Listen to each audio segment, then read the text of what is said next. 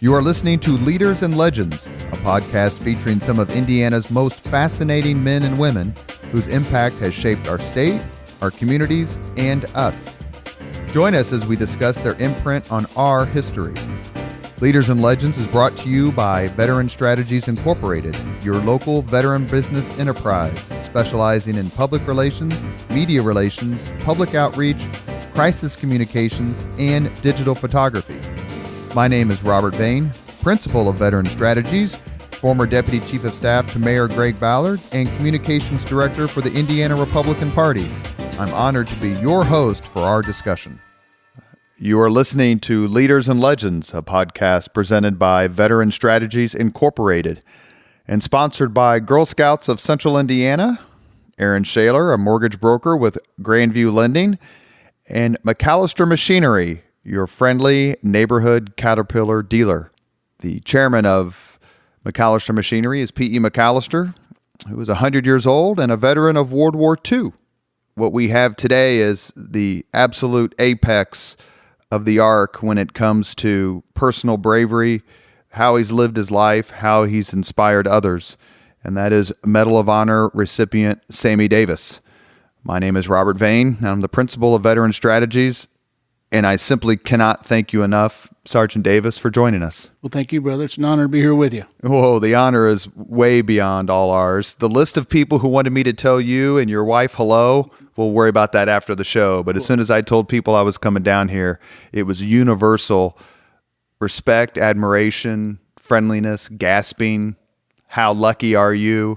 Ask this question for me, kind of thing. So let's get right to it. We can't thank you enough. Appreciate it. Well, thank you, brother. You have been a center point of a lot of things in Hoosier life.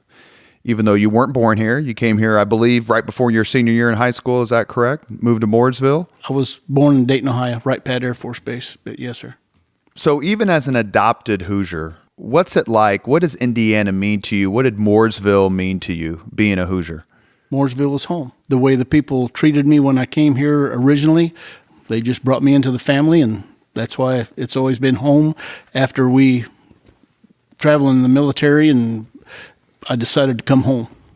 So that's why we built the house here, and we're home.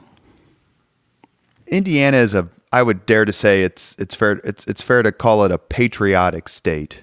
Oh, definitely. For years, it had like the fourth largest National Guard in the country, even though in population it's much lower than that. It has amazing patriots. List goes on and on. Folks have been here. How have you had your military service? How do you feel being a veteran in Indiana? Extremely proud, trying to live up to the legacy that the veterans before me has set, and it's something that's ongoing. I still try to stand tall simply because I want to be as tall as they were. You understand that? Absolutely. It's an honor to be a Hoosier veteran.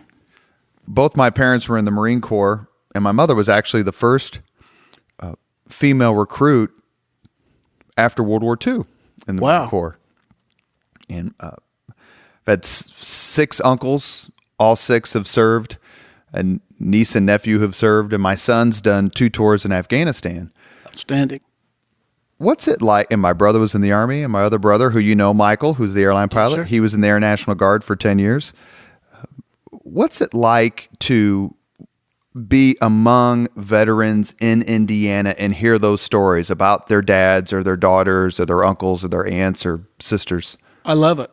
It makes you feel part of the family, the Hoosier veteran family. And you are indeed, but when you talk to the other Hoosier veterans and get to know them, it makes your heart even feel richer. It's excellent. Before we go through a little bit of chronology, there's one or maybe 2 things I want to ask you about in the same theme of the first few minutes. How do you feel when you go to the Indianapolis Motor Speedway and see the 500 race and just the fact that it is so attuned to remembering veterans and Memorial Day? The way they have always treated veterans before I joined the military.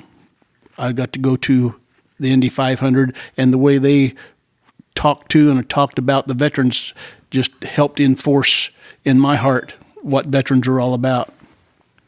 So I've always loved to go to the Indy 500 and meet everybody and talk with people. And it's been excellent.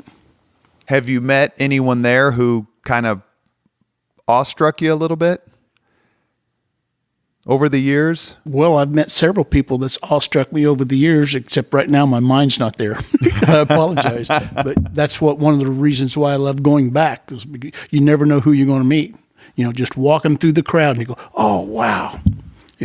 When you stand there at attention when they play taps. Oh, yes, sir.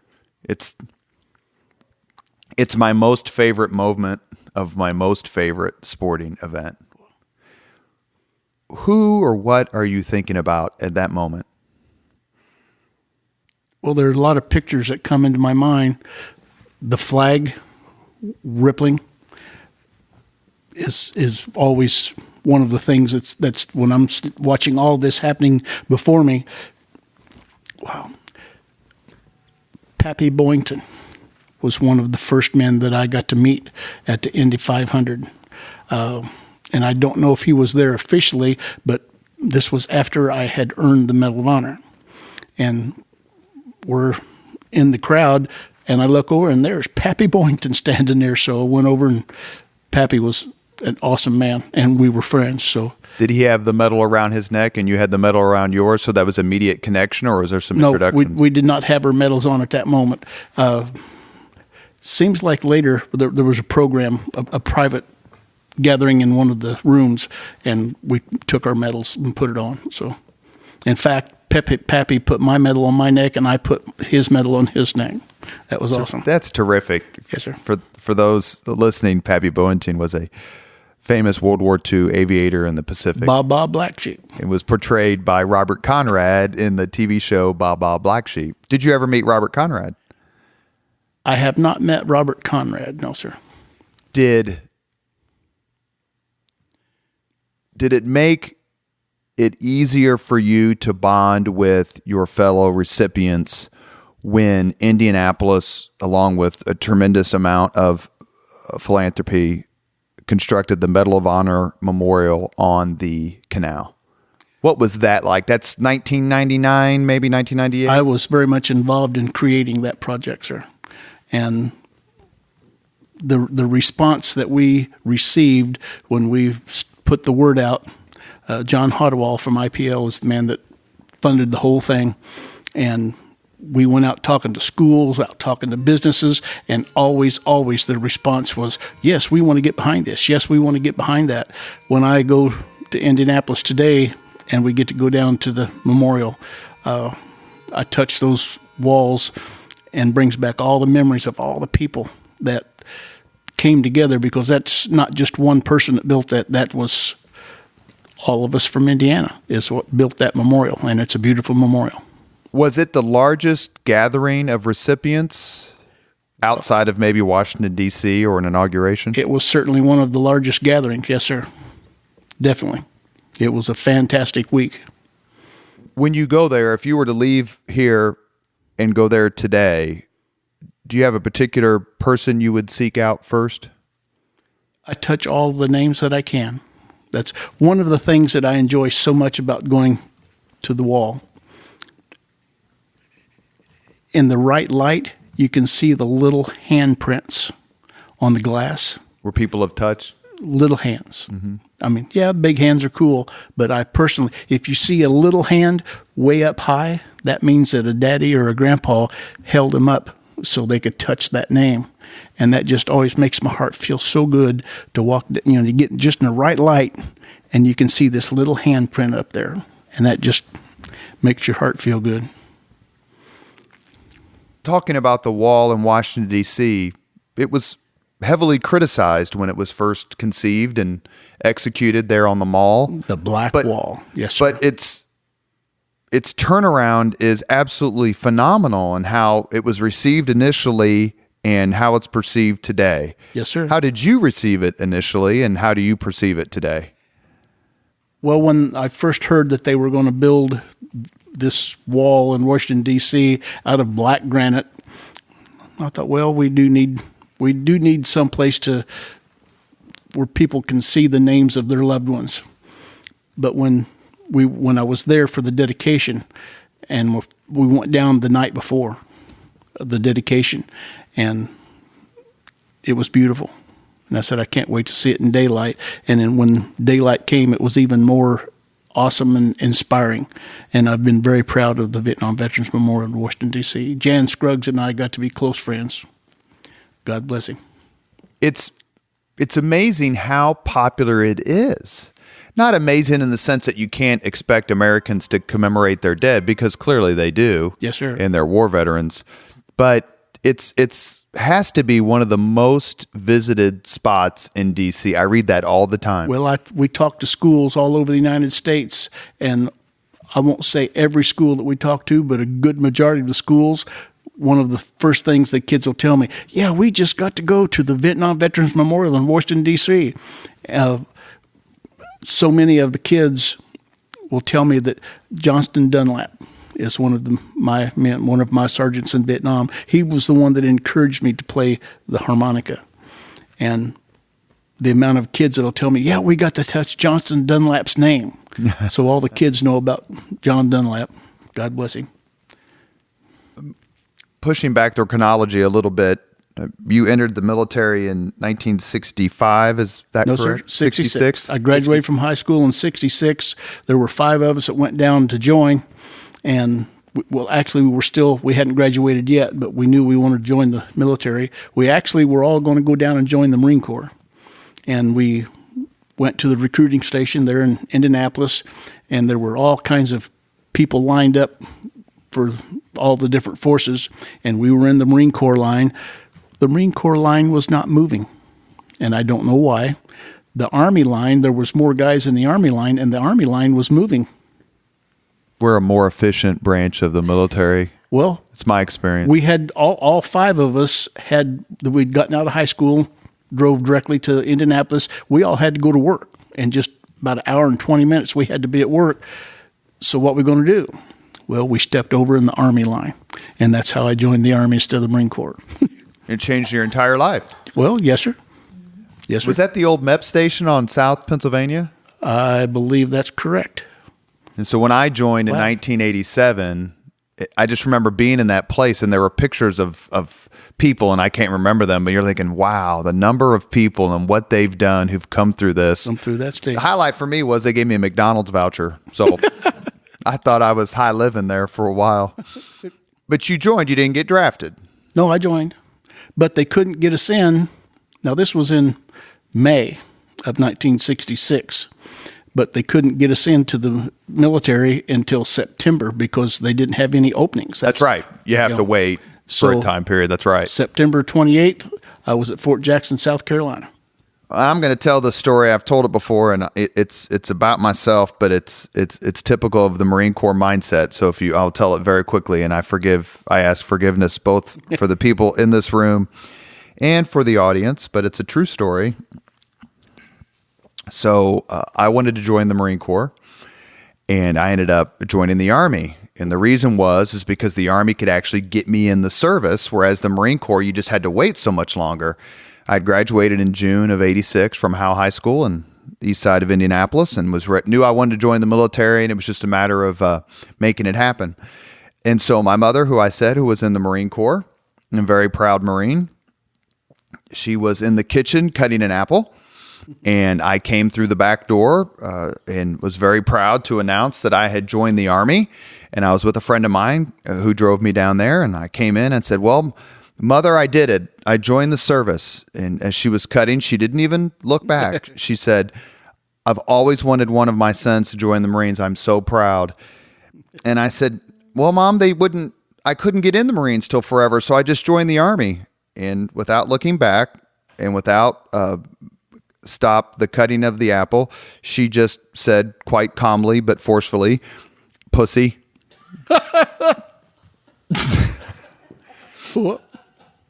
I understand that. So that was kind of my induction ceremony bonus. True story.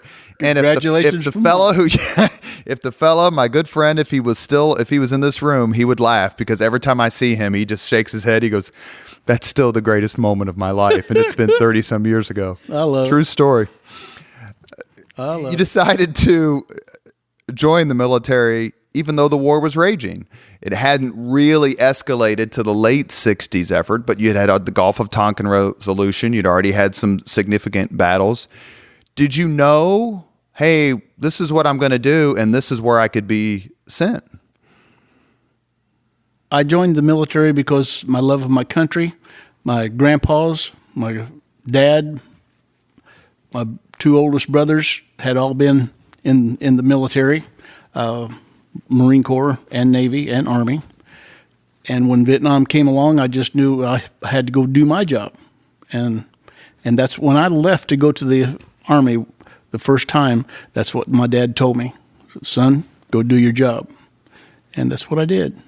Military service does seem to run in families. Oh, certainly. Like I said, I have multiple uncles, both my parents, one of my sons, and my other son's going to join when he gets out of college, nieces and nephews, brothers.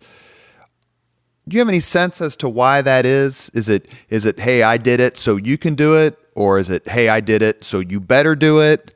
It does seem to be like there's a lot of families who no one has served in the military, and I know several of those, and that's fine. I'm not being critical. But then I know several families where there's just an inordinate number who have stepped forward. Well, I just think it's part of the message of love for our country that's passed down. And those that have been in the military, you get to understand, well, that's the reason why they joined the military, was because they love America and what it stands for. And it takes all of us doing our job to keep America free. Go do your job. And that's what I did. I went and done my job. I've never met anyone, and the percentage of people who serve in the military who hear a shot fired in anger is low, minuscule. It's a very low percentage. But even among them, I've never heard someone say anything other than joining the military was the best decision I ever made. It's almost universal, whether it's Greg Ballard, whether it's, quite frankly, myself, it's the best decision I ever made. A lot of people I know who I met when I was in, and a lot of people I know who I've met in the public and private sector who have served. I think Governor Holcomb will tell you. Certainly. His time in the Navy was a huge bonus to him. And the lessons that he learned. That's exactly right. Would you call it the best decision? Let's make that back. Other than marrying your wife, Dixie, would you call it the best decision you ever made? Most certainly. Most certainly. As a young man, just graduating high school, I thought I knew what the world was all about. I was grown up.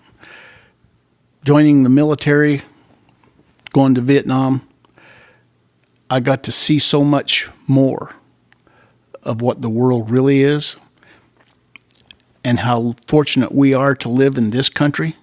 That's one of the things that I still carry in my heart, was walking around and seeing this is the way all the people lived in Vietnam.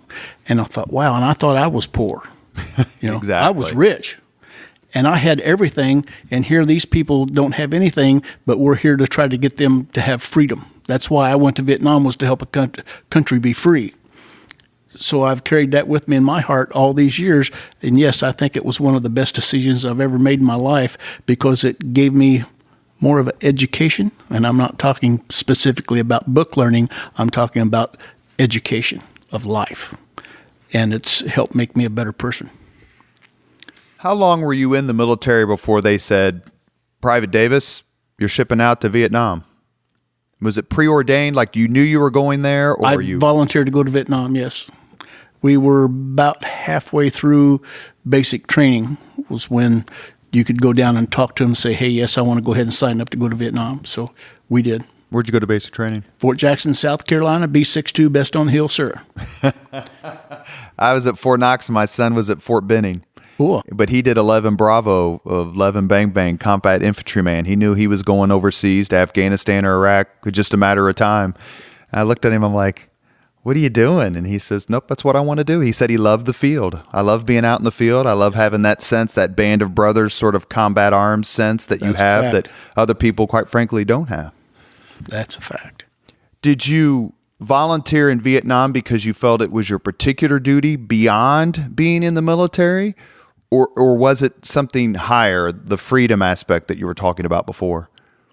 Well, helping the people be free. That's why I went to Vietnam. I wanted the people of South Vietnam to be free.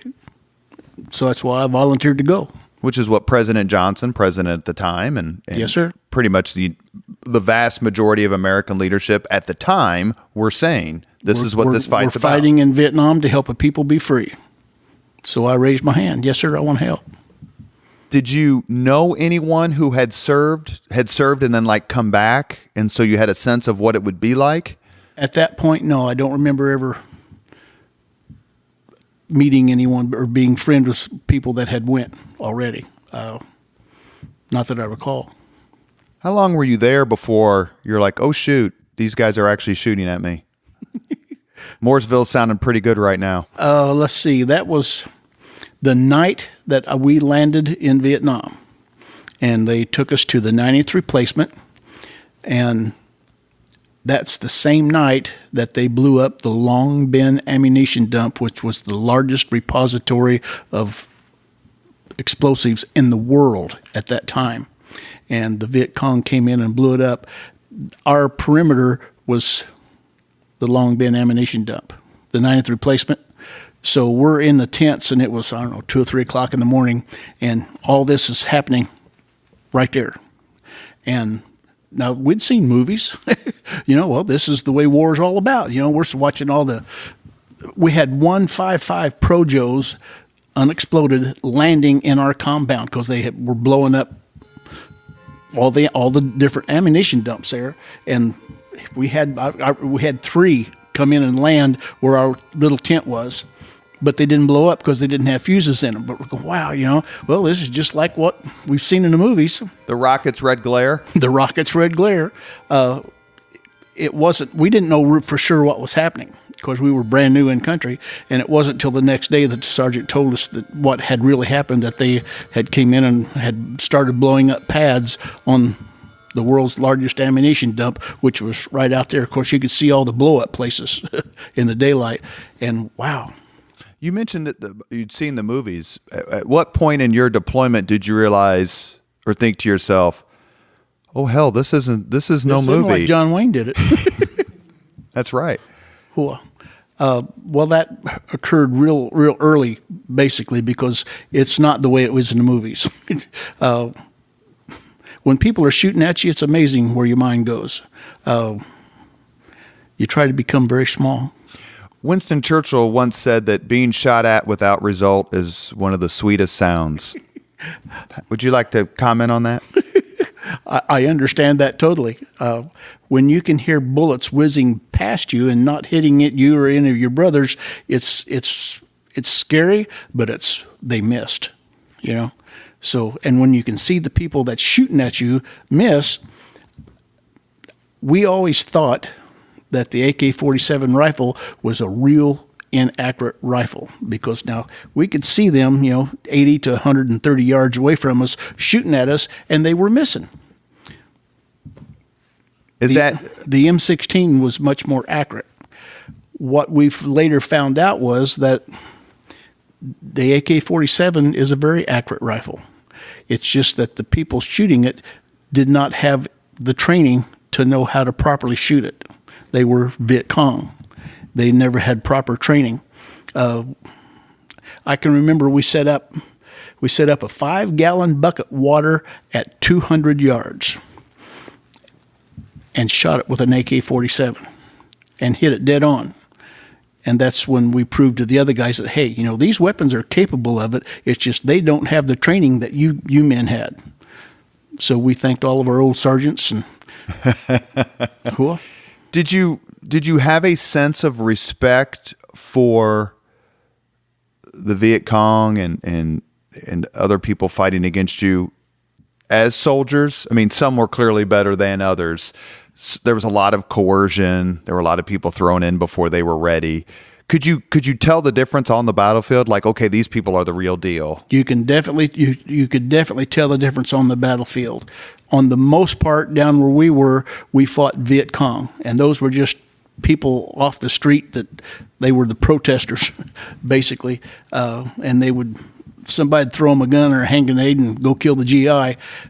yes, you could tell when you're fighting against them simply because of their tactics. We're not military. Now, the night that I earned my Medal of Honor, we were up against North Vietnamese regulars. They had uniforms on, and there was also Chinese uniforms that was there. Right. There was also at least 2 Russian uniforms on the deads that were there. We had to sign papers saying we would not talk about that.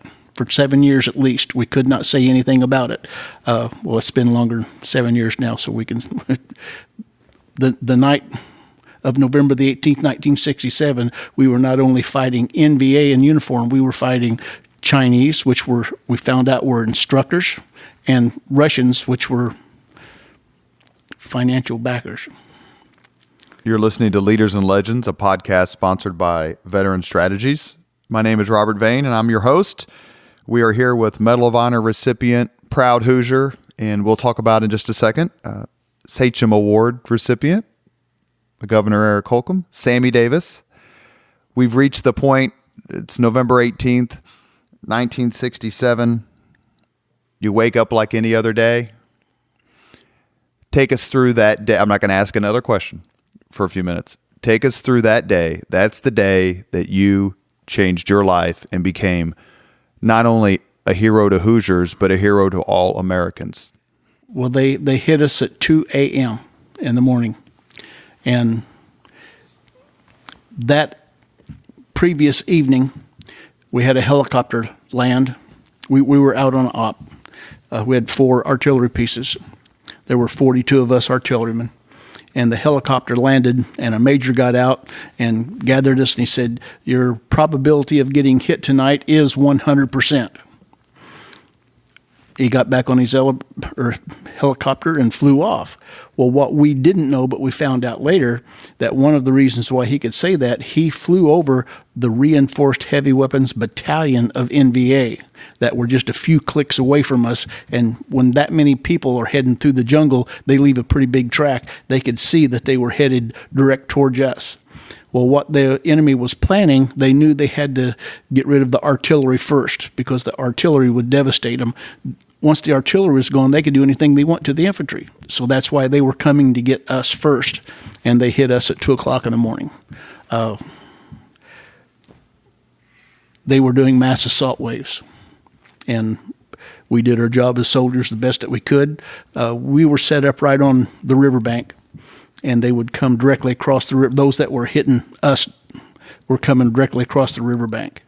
And we could see on the other bank over there, back into the jungle, we could see hundreds of the enemy in uniform. And we're just amazed that here, we'd never fought anybody in uniform before.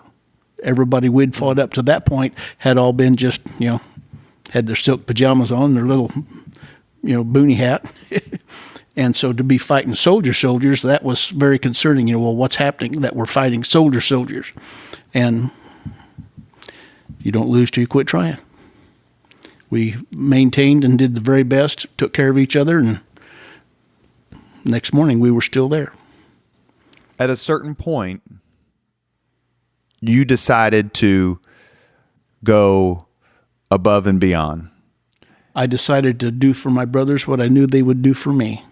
When I looked across the river and I just seen the one man, Gwendell Holloway. Gwendell's from Stockton, California. And when I seen Gwendell standing over there, he stood up and waved his boonie hat and said, "Don't shoot, I'm a GI." Well, I knew I had to go get him. It broke my heart. I had been shooting beehive, several rounds. Beehive rounds. Mm-hmm. Yes, sir. At Gwendell. And it just shattered me that, wow, I didn't know that we had any troops over there still. And so I knew I had to go get him. So I jumped in the river and swam across with the help of an air mattress. And when I got there, I planted the air mattress in the bushes and made my way. Now, the enemy were still doing their job, and I didn't have a weapon with me. I was out of ammunition, actually. So I made my way to where I'd last seen the foxhole, where I'd last seen Gwendell stand. And when I got to the foxhole, there were 3 men in that foxhole instead of just one. Well, I didn't know for sure what to do, so I prayed to the one above, to give me the strength to carry all three of my brothers at one time, because I knew I couldn't make 3 trips. I had an AK-47 round in my right leg. I had 30 beehive holes in my body. I was burnt. Back was broke. Ribs were crushed. But you weren't exactly Mark Spitz when it came to swimming. Yes, sir.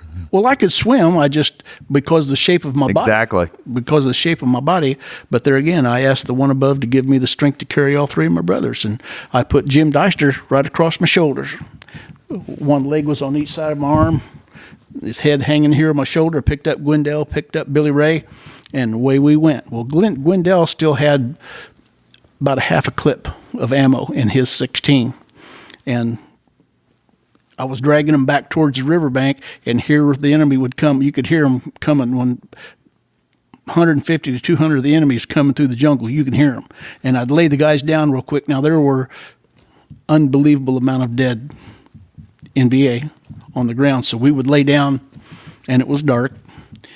So we'd lay down and just act like the rest of them, and they would literally run over us. Well, I would watch those young men, my enemy, come towards me. I had Gwendell's M16. I was laying face up on top of them. And when the enemy would come, you could watch their eyes. Most of them were just scared kids like we were, doing what their sergeant had just told them to do. They were running that way. Well, as they would run past, if they didn't recognize us for what we were, I let them pass.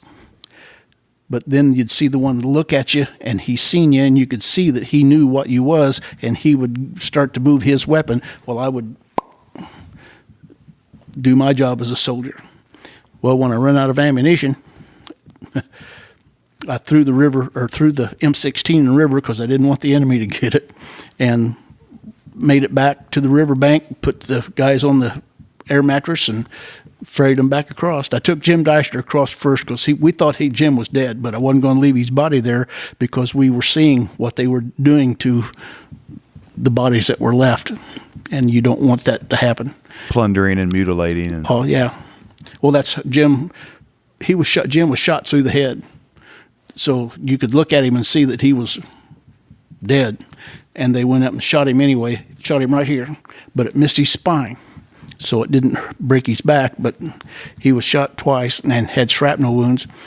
But I wasn't going to leave the body over there. So I told Gwendell and Billy Ray, I said, I'll take Jim across to come right back and get you. So I swam across.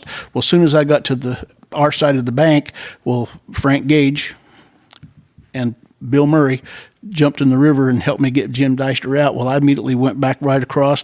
Billy Ray and Gwendell could both hang on. So they hung on to the air mattress, and I pulled them back across. The next morning, after everything was done, we had Jim Deister laid with the rest of the dead because we thought he was dead.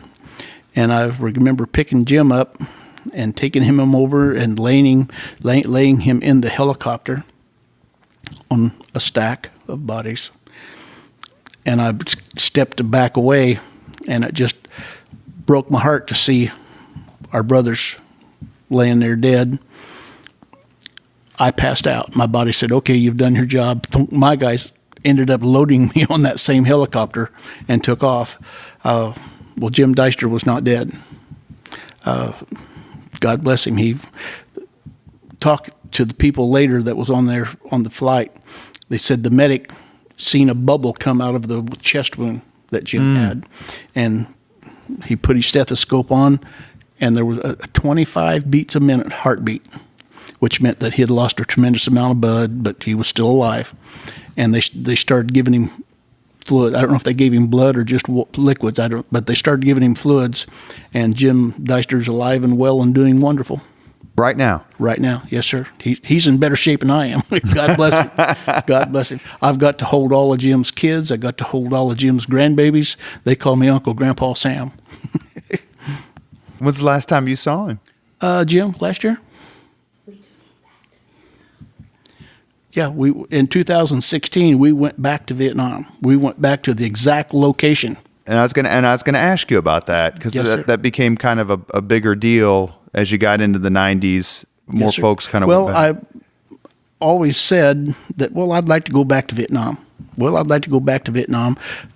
In 2016, I turned 70 years old, and I realized that, if I don't go back real quick, I may not be able to go. So got a hold of Jim Deister and his wife Rita, and they said, yeah, we'd like to go too. So we got set up with some friends out of California, and they took care of us, took us to Vietnam. We got to go to every place that I was stationed at in Vietnam. We got to go to the exact site of where I earned my medal and swim across that river and got Jim Deister. Jim Deister had a set of the original orders that had the map on it of where you're supposed to be and had the grid coordinates on it.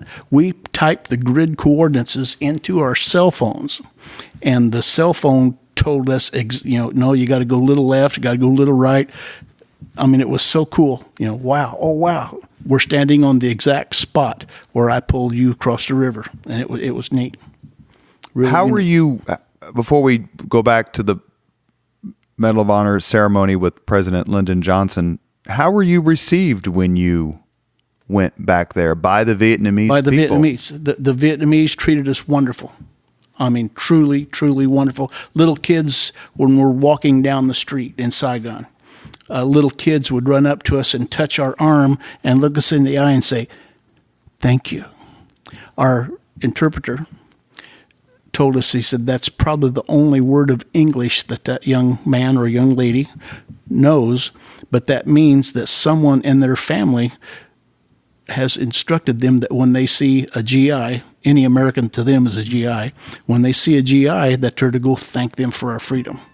And he'd hear these young kids would come running up and they'd look you right in the eye and touch your arm and say, thank you. It just made your heart blow up. It was great. You mentioned the next day. So the next day you wake up after sleeping, assuming that you got some sleep or in hospital? Oh, after the battle? Correct. I woke up at Camp Zama, Japan. So you went there. You like, is this a dream? Did I dream what just happened the last 36 hours? I passed out standing there by the helicopter, and they loaded me up. And when I woke up at Camp Zama, Japan, it was 2 or 3 days later, and I was running 107 fever.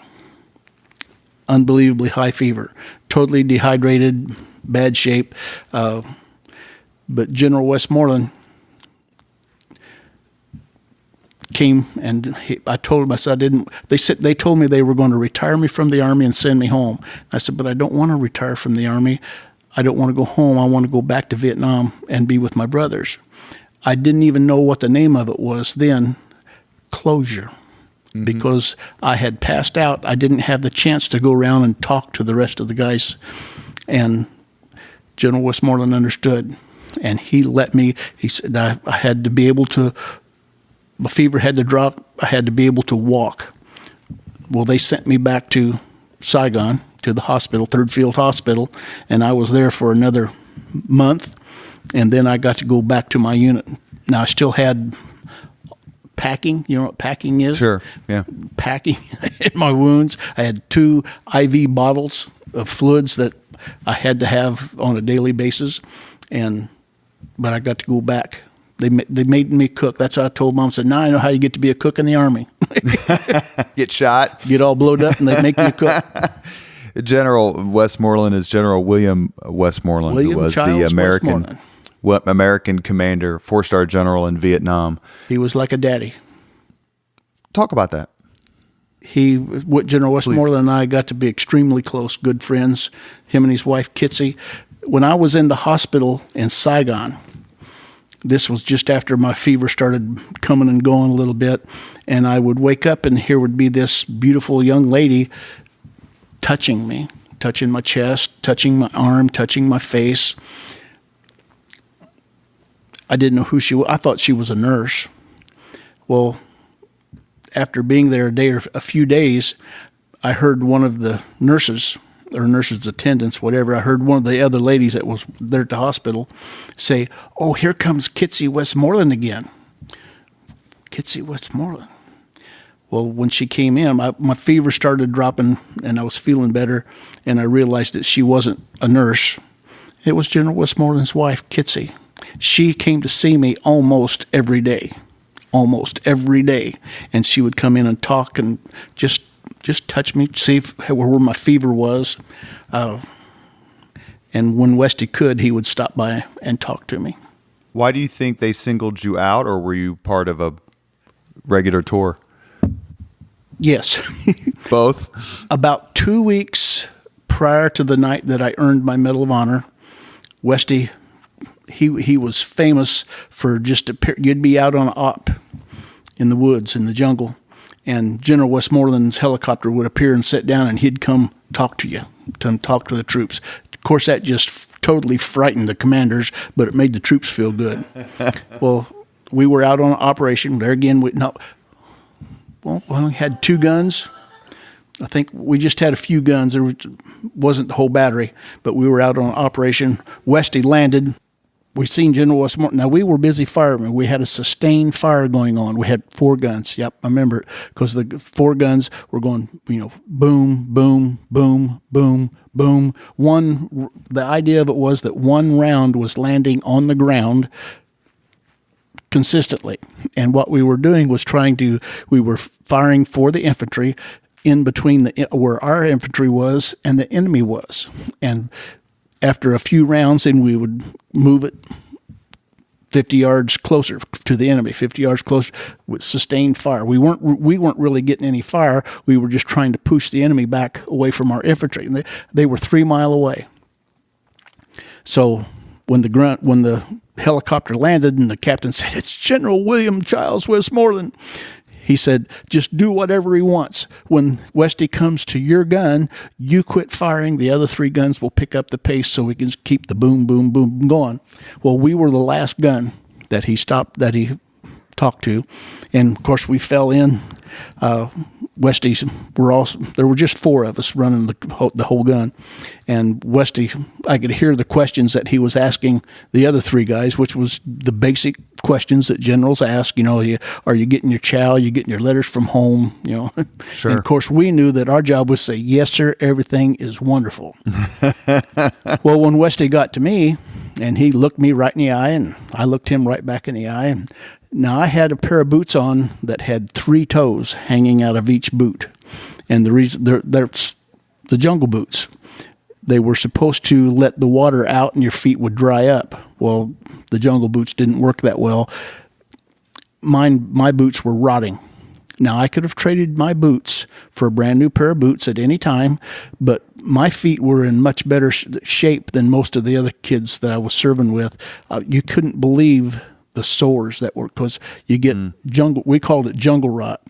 You just get big open sores on your feet, and because they were always wet, they never scabbed over and they never healed. You could look down and see tendons in their foot. If they'd move their toes, like you could see the tendons moving in the open sores, and they never healed. Well, mine were much better because I had the big holes in the side of my boots. I could let the water out. My feet would dry up a bit quicker. So Westy's asking the other 3 troops, how's everything going? Of course, they're saying, yes, everything's wonderful. And he gets to me, looks me in the eye, and he's looking down. Of course, we're muddy. Looks down at my feet, and I seen his eyes get big. I wiggled my toes at him. And he said, "Private, is that the only pair of boots you have?" Well, it was my only pair of boots. I said, "Yes, sir." Well, he turned to say something to my captain, and noticed my captain had on a brand new pair of Cochrane jump boots, which is really high-end military boots. And he turned back to me and he said, "Private, what size are your boots?" I said, 10W, sir. He turned to my captain and he said, "Captain, what size are your boots?" My captain said, 10W, sir. He said, "Take them boots off and give them to that boy." That's how I got introduced to General William Childs Westmoreland. Well, when I ended up in the hospital just a couple weeks later, that's what I told, when the doctor told me that they were going to send me home and retire me. I said, "Contact General William Childs Westmoreland." Me and him's just like that. He just gave me a new pair of boots a couple weeks ago. Well, what I didn't know was that when the colonel in charge of the hospital called General Westmoreland's office and got to talk to General Westmoreland, General Westmoreland had just laid down the paperwork that would ultimately end up being my Medal of Honor citation.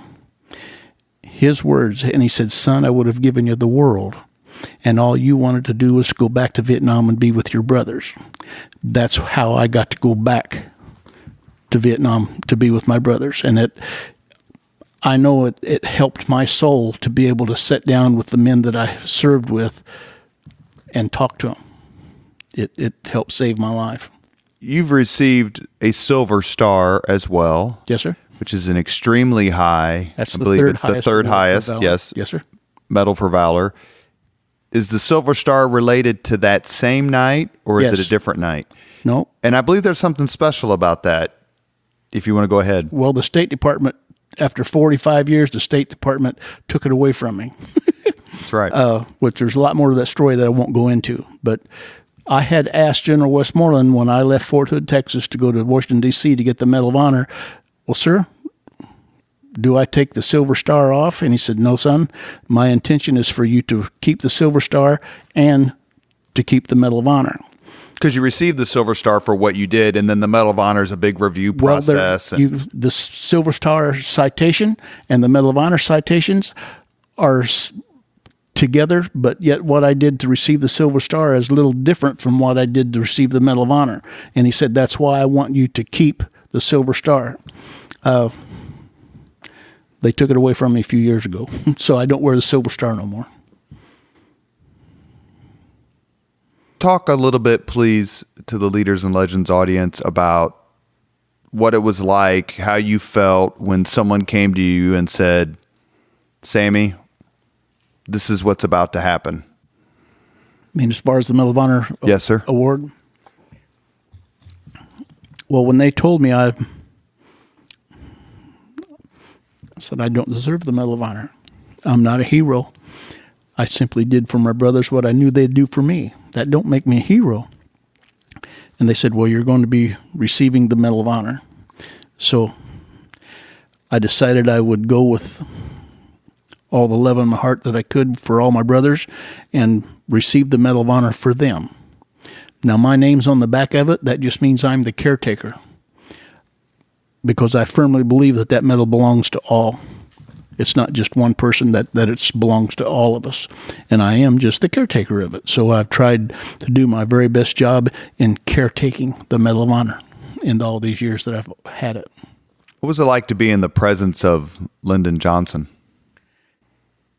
Well, as he told me after the ceremony, he took us into a little room and we had private conversations. And he said, "Son, I've got a little ranch just 90 miles south of where you're stationed, Fort Hood, Texas." He said, "Come see me when you can." Well, he pulled a card out of his pocket, and it was his personal card, and it had the combination of the gate that goes into You're kidding. the Johnson Ranch. Well, I think it was about 2 weeks by the time settled down enough. I was back at Fort Hood, Texas, and so, well, I'll go. So I called, and Lady Bird answered the phone. She says, "Well, the president's not here right now, but you're welcome to come on down. He may be able to attend." So I went down and poked numbers in the gate and got to go in. I got to go there at least 3, maybe 5 times, and the president was never there. But Lady Bird and I got to be very good friends. She loved wildflowers, and all throughout the ranch, we walked and talked, and she would say, "And this flower is a whatever," and then we got that on our trip to Yugoslavia. All these beautiful flowers, beautiful, beautiful, beautiful flowers. When I was there at the ranch, she would call the president, and I would get to talk to the president on the phone, but he was never there when I was there. Well, her beautification efforts were throughout the country. Oh, yes, sir. Most definitely. She was a sweet lady. Sweet lady. How much longer did you stay in the military? Well, I was medically retired twice out of the military. Stubborn, are you? When I got to, I got to stay in my original 3-year enlistment, and then I was medically retired. Well, General Westmoreland knew the governor of Illinois. Now, I had gotten married, young lady from Flat Rock, Illinois, and the governor of Illinois wanted a Medal of Honor recipient to join the Illinois National Guard because they needed the positive PR. Well, as being medically retired, I could not legally join the Guard. I'm medically retired. Well, General Westmoreland and the governor worked out a deal, and I got to join the Illinois Guard, but I didn't get paid legally. That's why Dixie handles all the money today. But I stayed in 18 years and we continuously traveled talking to troops all over the world. When Westy was still active, he would still come get me, and we would go talk to troops everywhere. You get promoted to chief of staff, is that right? After Vietnam, and then Creighton Abrams came in? Yes. Isn't that right? Yes. Got to go. Of the fellow, you received the Medal of Honor in the late 60s. So there's, a huge number of even probably World War I, but World War II, Korean War, Medal of Honor recipients. There were Spanish-American War living recipients when I joined. Really? Yes, sir. Wow. I don't remember their name at the moment, but I can remember, we're meeting, that there were at least 2 Spanish-American War, Boxer Rebellion. Of course, they were old then. Sure. Maybe give us 1 or 2 names of people you looked at or you got to know and just thought to yourself or said to them, what you did is absolutely incredible. The bravery you showed, because you've heard that a lot to you. Like what you did, Most Sammy, certainly. what you did, Sergeant Davis, is so incredible. We just can't fathom how you survived or the adrenaline it took and the dedication it took. Were there 1 or 2 people where you looked at and like, I'm lucky to be alive and I feel very grateful, but I don't know how in the hell you're still alive and you made it through what you did. I had the privilege of knowing Eddie Rickenbacker, Pappy Boyington, Jimmy Doolittle, and they were the first recipients that I had the opportunity to sit down and talk to. And that is exactly what I told them. You're unbelievable. Your display of courage and faith inspires me, and still does. God bless him. Audie Murphy still alive? He was, wasn't he? Yeah, I got to meet Audie twice before he was killed in 1971, I believe. Was it a plane crash, I think? Yes, sir.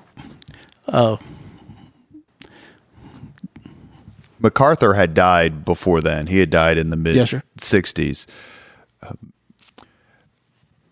Fast forward several years, because I do want to ask you about some presidents, but I have to get this in or I'll have done a disservice to the podcast listeners. There's a movie called Forrest Gump. Yes, sir. And life is like a box of chocolates. You never know what you're going to get. When your friends call you the original Forrest Gump, do you think they're honoring you or they're making fun of you? Yes.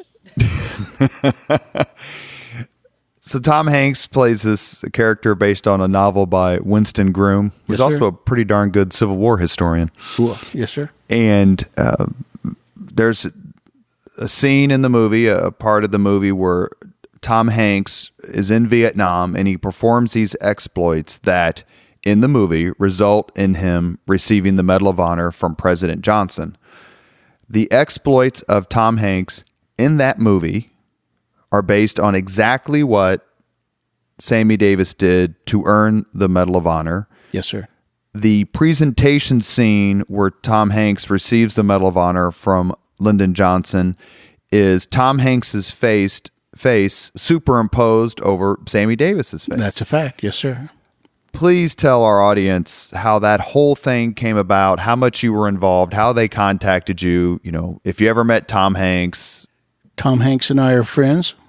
Lieutenant Dan and I are very close friends. Gary Sinise, yes, sir, actor who does more for veterans than almost anyone living. In fact, Gary Sinise called me yesterday. We stay in very close contact. It's an honor and a privilege to know them. Tom Hanks is a great actor. He did a wonderful job portraying my actions in Vietnam. I'm very proud of him. So tell us, how did they approach you? Why did they choose you over, others that obviously they could have chosen? Originally, they thought I was dead. And that's how but they didn't name the movie after me because they'd had to pay me if it would have been Sammy Davis. That's why the movie's called Forrest Gump. It was based on Winston Groom's book, Right. Forrest Gump. At one point, that they were going to make a whole new movie, and Sammy Davis, but they kept the Forrest Gump thingy, so it worked. It worked. And so, did someone from Hollywood or the studio or the producer or whomever say, Winston "Look"? Groom, at the time we were living in Flat Rock, Illinois, and he came to Robinson, which is the closest town to Flat Rock. Flat Rock's very, very, very small, about like Freedom. And Freedom, Indiana, where this podcast is being recorded yes, sir. as we speak. And he would Winston Groom stood at Walmart, and people thought he was a greeter, and he would have a notepad and say, "Do you know Sammy Davis?" Well, at that point, I'd lived there 30 years with my wife, and they said, "Oh, yeah, we know Sam." Well, tell us a story. Well, then when he started getting stories, then he would say, "Do you know Sammy Davis?" "Well, yeah." "Well, tell us about that time he drove his pickup truck off the levee into the river." And I'm just using that as an example. So everybody thought that he really knew me. And so that's how he got to fill in all these other things. The story, the movie Forrest Gump, everything in the movie touches my life, but it's movie. You understand that? It's, if I sneezed, well, in the movie, I wiped out 20 people. It's movie. But yeah, they did a good job. Did you get to go? Did you supervise? No, sir. No, I had no contact with. They chose to. They didn't have to pay me Because the movie didn't make any money. It's still making money. They just had the 25th show, Exactly. 25th year in Washington D.C. and Paramount Movie Studios brought me and my wife to Washington D.C. They showed it on the mall. They had a great big giant screen set up, and it was wonderful. Did you go to the premiere at the time, or was that your first not at the interaction? Time, no, not at the time. I've got to deal with the movie-making people about Forrest Gump several times throughout the years, but not at the time. How long was it before your friends or family or fellow Medal of Honor recipients or people with whom you served saw the movie and go, "Wait a second, this looks really familiar"? Yeah, it was immediately. Everybody knew. Of course, at home, everybody knew that this guy had been there talking. That was in 92 or 93, and then boom, the movie comes out, and well, here's this movie that's got Sam's life in it. So basically, everybody knew about it. And Tom Hanks was just in town for NBC for the 500. Did you get to see him? I did. We were already engaged someplace else, so no, sir, I did not get to make that. When was the last time you went overseas, gave a speech in front of, whether it's Boy Scouts or troops? Is that something you do pretty regularly? We're on the road 200 plus days a year, traveling and speaking all over. I enjoy talking to schools. That's my favorite. I mean, we talk to Morgan Stanley, Merrill Lynch. They have us travel all over the United States, encouraging their employees. But I enjoy talking to the children in schools the most. Wow. We have great kids in this country, truly. We do. We have great kids. We've got parents that need work, but we've got great kids. And I believe in the youngsters that are coming up today with all my heart. Has a movie about Vietnam ever gotten it right? All of them touch the rights here, but some of them are real light touches, and some of them are slaps. But all of them have a little bit of truth in it, and it's a movie. And I think of the Mel Gibson movie, We Were Soldiers, seems to be just a terrific, I have to say I watch it every time it comes on. And on those Memorial Day weekends or Veterans Day weekends, you're like, I'll watch this 3 or 4 times. Did you know a lieutenant, who ended up being a Lieutenant General Moore or Sergeant Major Plumlee, or did you get to meet those guys? Yes, sir. They were all friends that I'd met after. You've also met several presidents. I have met every president since Lyndon Johnson and been friends with most of them.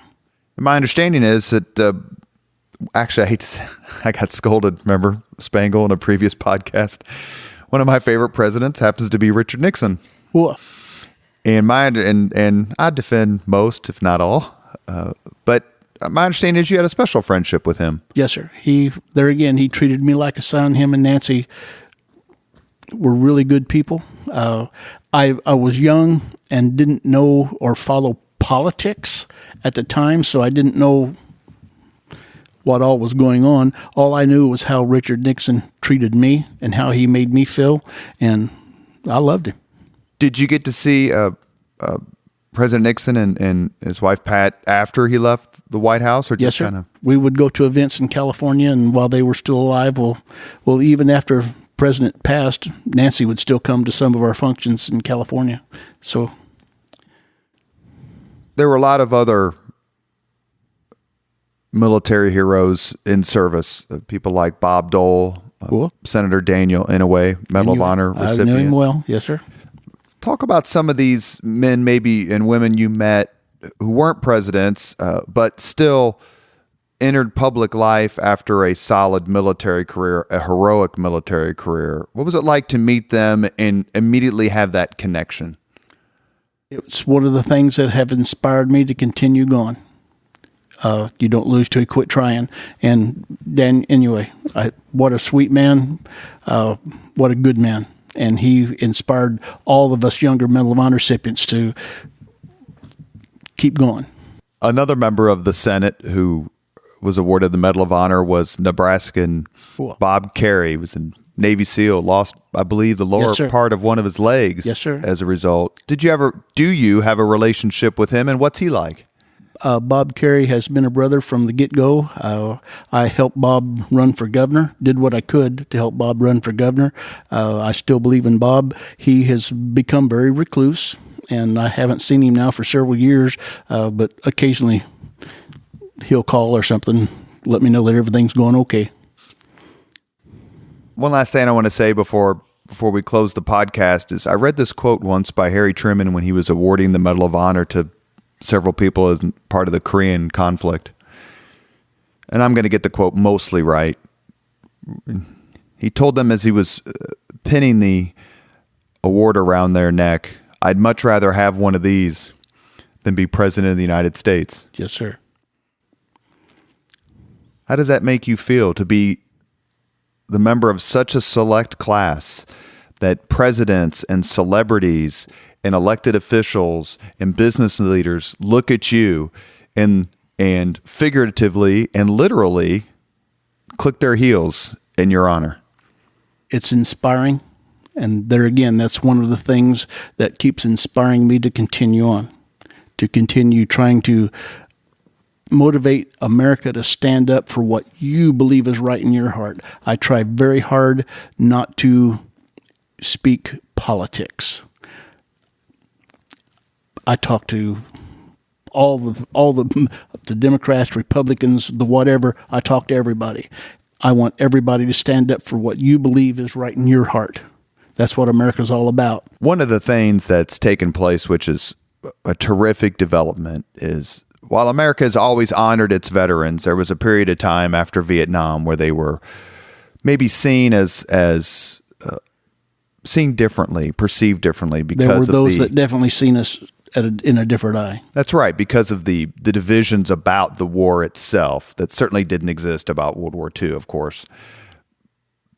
Now you can hardly go through a ceremony without the moderator, the MC, saying, "Will veterans please stand?"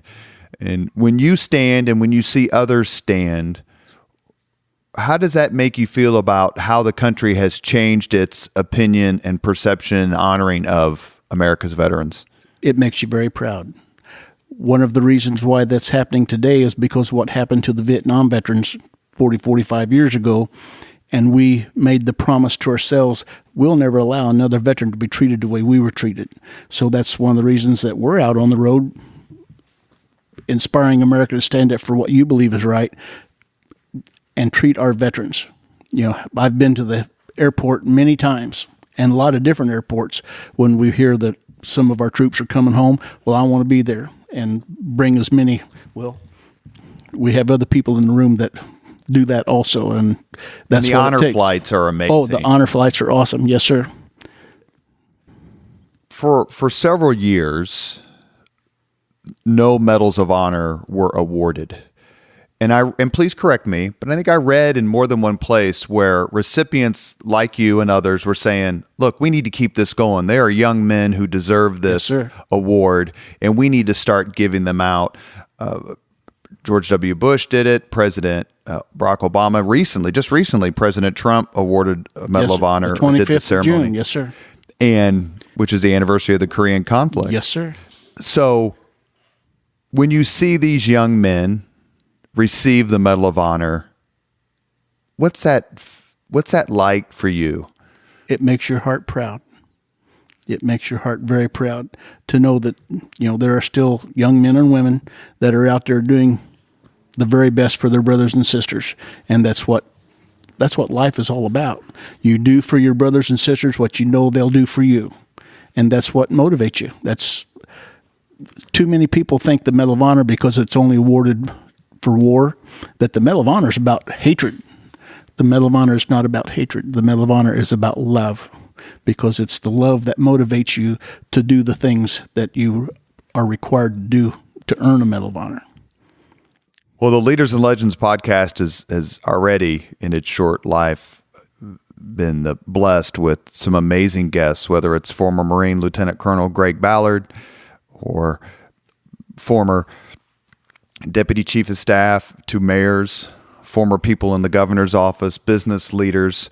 We've had a terrific collection already with more to come. But dare I say that no one had made me more proud to receive his assent to interview him than Sammy Davis. What he's done for his country and what he continues to do for veterans with the help of his wife, Dixie, and quite frankly, with the help of one of the greatest promoters of veterans and veteran causes I know, a Miss Jill Fuel. Ooh. We just simply can't thank you enough in so many ways. And it's an honor to be here. Thank you for spreading the word. Thank you very much for listening to Leaders and Legends, brought to you by Veteran Strategies Incorporated. If you want to contact us about this program or our menu of public relations services, please send us an email at robert@veteranstrategies.com. That's robert@veteranstrategies.com.